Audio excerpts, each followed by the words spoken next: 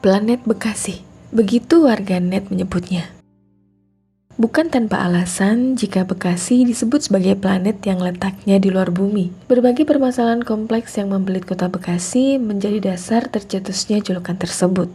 Sebut saja kemacetan, banjir, kurangnya ruang terbuka hijau, serta udara yang panas adalah alasan kenapa sebutan planet Bekasi disematkan kepada kota ini.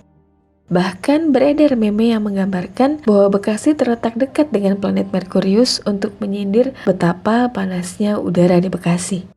Untuk menghapus stigma planet Bekasi, pemerintah kota ini sibuk berbenah, memoles dengan terus-menerus melakukan pembangunan infrastruktur.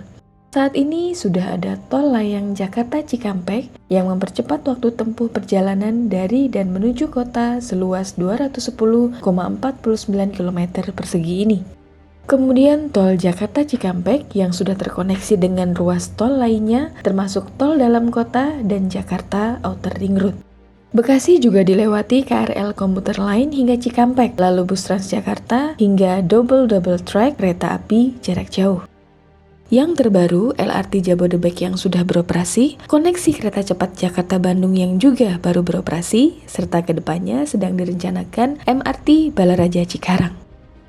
Kota yang menjadi perbatasan antara DKI Jakarta dan Provinsi Jawa Barat ini pun bertransformasi menjadi kota metropolis, destinasi investasi, dan destinasi hunian terbesar demi mengimbangi pertambahan penduduk yang juga terjadi dengan sangat cepat. Bekasi tumbuh bak gadis cantik yang mempesona semua mata. Kecantikannya berhasil memikat dan mengalihkan pandangan para kapitalis untuk mengembangkan kekayaannya di sana. Bekasi menjadi incaran para investor untuk meraup keuntungan baik di sektor industri, perumahan, maupun wisata. Kondisi ini juga menarik para pencari nafkah untuk mengadu nasib. Alhasil, Bekasi menjadi kota yang jumlah penduduknya cukup padat. Berdasarkan data BPS, kota Bekasi memiliki luas 210,5 km persegi dengan jumlah penduduk sebanyak 2,5 juta jiwa. Sedangkan Kabupaten Bekasi memiliki luas 1.274 km persegi dengan jumlah penduduk mencapai 3 juta jiwa.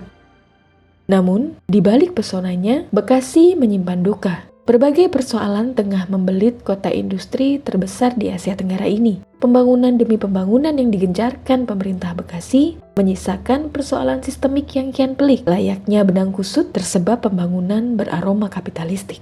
Sebut saja penduduk desa Pantai Bahagia yang terletak di Kecamatan Muara Gembong, Kabupaten Bekasi yang jauh dari kata bahagia. Pasalnya, desa dan pemukiman mereka terendam banjirop akibat abrasi parah selama bertahun-tahun. Belum ada solusi paripurna dari pemegang kekuasaan daerah untuk menanganinya, dengan alasan tidak ada dana dan butuh sinergi antara pihak pemerintah pusat, provinsi, dan daerah. Belum lagi masalah sampah yang menjadi momok bagi pemerintah kota dan Kabupaten Bekasi. Berdasarkan data Sistem Informasi Pengelolaan Sampah Nasional, Kementerian Lingkungan Hidup dan Kehutanan, volume timbunan sampah di Jawa Barat tercatat mencapai 4,89 juta ton pada tahun 2022 atau ketiga terbesar di Indonesia.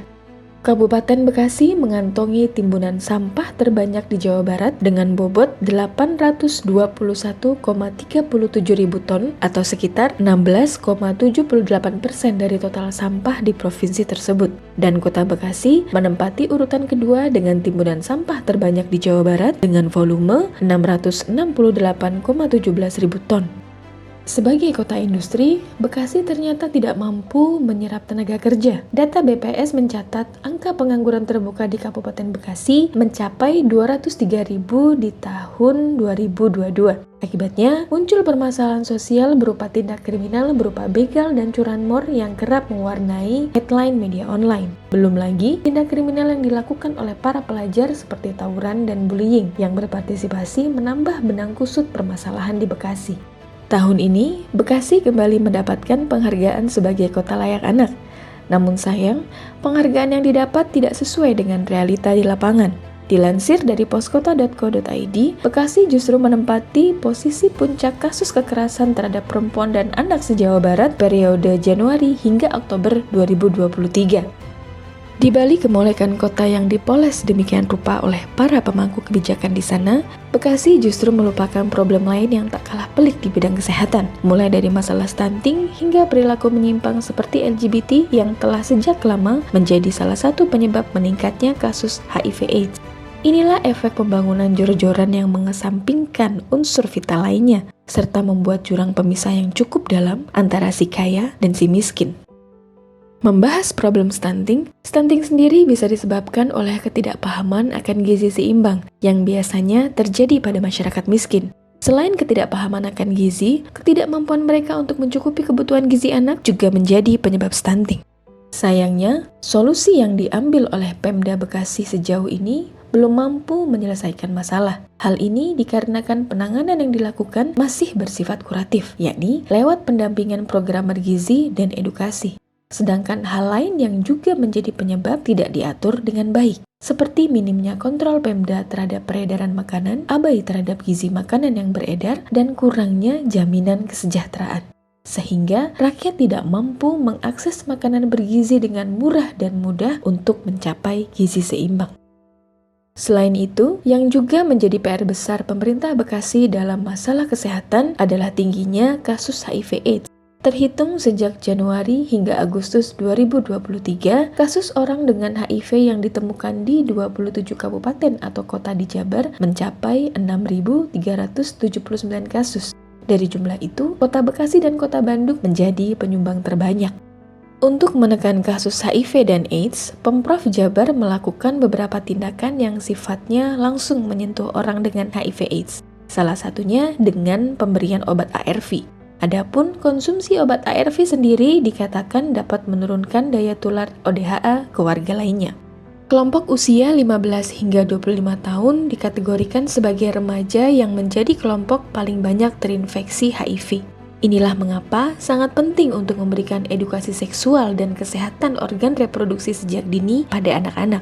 Bukan soal tabu, namun lebih pada bagaimana selanjutnya generasi muda mendapatkan informasi dan akses yang tepat, sehingga tidak beresiko untuk tertular. Kasus AIDS terdeteksi pertama kali pada 5 pria homoseksual di Los Angeles, Amerika Serikat pada tahun 1981 silam.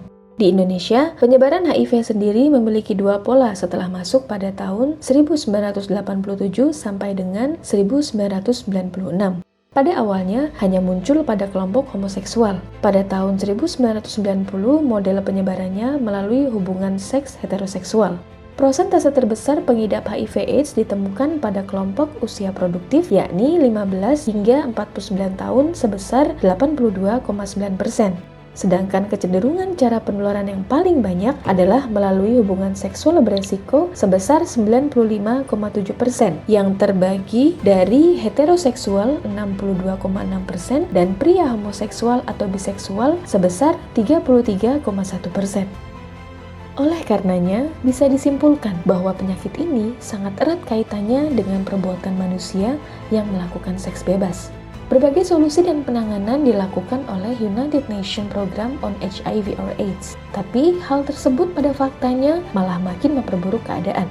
Seperti anjuran seks aman, setia pada pasangan, pemberian obat-obatan dan lain sebagainya justru memberi jalan pada kebebasan berperilaku.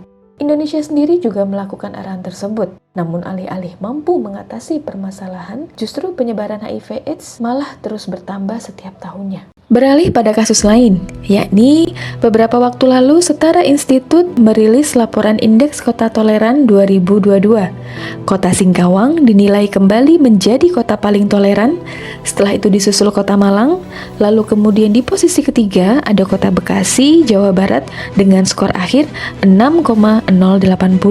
Penetapan Kota Bekasi sebagai salah satu kota toleran patut kita waspadai sebagai upaya penguatan arus moderasi. Sebagaimana hasil konferensi Islam ASEAN 2022 yang mengangkat tema besar konsep khairu ummah versi moderasi. Salah satu poinnya adalah mewujudkan khairu ummah dengan amar ma'ruf nahi mungkar dan beriman kepada Allah dengan terus mewujudkan sikap saling menghormati dan menghargai keberagaman budaya di masing-masing negara. Menak Yakut Kholil Kaumas menyatakan bahwa moderasi beragama bisa mewujudkan kerukunan karena moderasi beragama akan memoderasi cara umat memahami dan mengamalkan agama. Pesan yang disampaikan dari moderasi adalah bahwa pakaian tidak harus berdasarkan aturan agama. Begitu pula perilaku dan kebiasaan, disesuaikan saja dengan lokal kebiasaan daerah, sehingga agama Islam tidak mengatur menjadi landasan peraturan dalam kehidupan masyarakat dan bernegara. Agama cukuplah sebagai keyakinan pribadi yang mengatur ibadah pribadi semata. Disampaikan pula, moderasi beragama penting sebagai modal sosial yang telah ditetapkan secara sah sebagai faktor penunjang pembangunan nasional dalam Perpres nomor 18 tahun 2020 tentang Rencana Pembangunan Jangka Menengah Nasional pada tahun 2020 hingga 2024 nanti. Dengan demikian, moderasi beragama menjadi sebuah keniscayaan yang harus diimplementasikan oleh seluruh masyarakat. Penggunaan kata moderasi beragama lebih sebagai upaya untuk mengambil jalan tengah atau tawasud dalam menyikapi beragam persoalan keberagaman, baik yang berdiri sendiri atau berkaitan dengan persoalan lainnya seperti politik, ekonomi, budaya, dan sebagainya.